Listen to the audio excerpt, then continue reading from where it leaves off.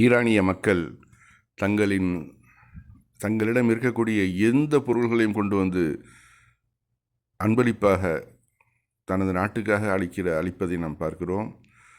அதில் வயசான ஒரு பொண்ணு வந்து தன்னுடைய மோதிரத்தை, கடைசியாக இருக்கக்கூடிய ஒரு மோதிரத்தை கொண்டு வந்து கொடுக்குறாங்க. அந்த வாங்கக்கூடியவரே பார்த்துட்டு அப்படியே அழுதுறாரு. அந்த யூத ஜியோனிச ஆட்களிடமிருந்து தனது நாட்டை காப்பதற்காக அந்த மக்கள் அள்ளி அள்ளி வழங்குவதை பார்க்கிறோம். இதில் வந்து மனிதகுல விரோதி ட்ரம்ப் சொல்கிறான், நேற்று பாஸ்டர்டுங்கிறான். அதாவது ஈரானிய மக்கள் எல்லாம் அனிமல்ஸ் அப்படிங்கிறான்.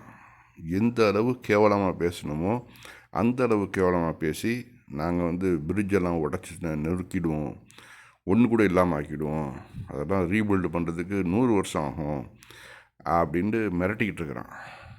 அவனுக்கு என்ன, சின்ன சின்ன பிள்ளைகளை வச்சு பாலியல் வன்கொடுமை செஞ்சு அந்த பெண்களையே அந்த சிறுமிகளையே சமைச்சு சாப்பிட்ட ஒரு மனித மிருகத்துக்கிட்ட நாம் வேறு என்ன எதிர்பார்க்க முடியும் இல்லையா?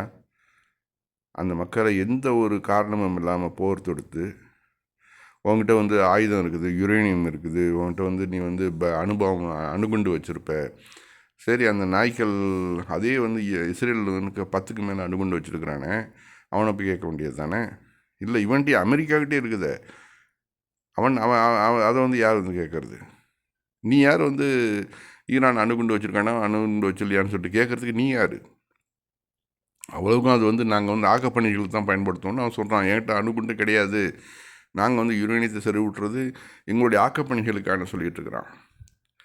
அவனை போய் தேவையில்லாமல் போய் அந்த நாட்டை அழித்து அந்த நாட்டு மக்களை கேவலப்படுத்தி அந்த நாட்டு மக்களை ஒன்றும் இல்லாமல் ஆக்கணும்னு நினைக்கிறியே, இறைவன் பார்த்துக்கிட்டு தானே இருக்கிறான். கண்டிப்பாக அவனுக்கெல்லாம் வந்து நல்ல சாவு வராது.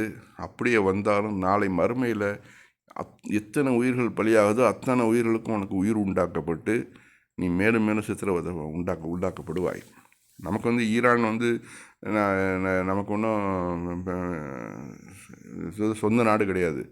ஆனாலும் மனிதன்கிற முறையில் நம்ம வந்து இப்போ வந்து நம்ம நிற்க வேண்டியது ஈரான் பக்கம் தான் நம்ம நிற்கும். ஏன்னா அந்த அளவு மனித குல விரோதியாக இன்றைக்கி வந்து ட்ரம்ப்பும் நெத்தனியாகவும் நின்றுக்கிட்டு அந்த நாட்டை சின்னபின்னமாக்க ஆசைப்பட்றானுங்க. தனியால் சிங்கிளாக நின்றுக்கிட்டு இத்தனை பேர் அவன் சமாளிச்சுட்ருக்கிறான்னாக்க உண்மையிலேயே பாராட்டணும்.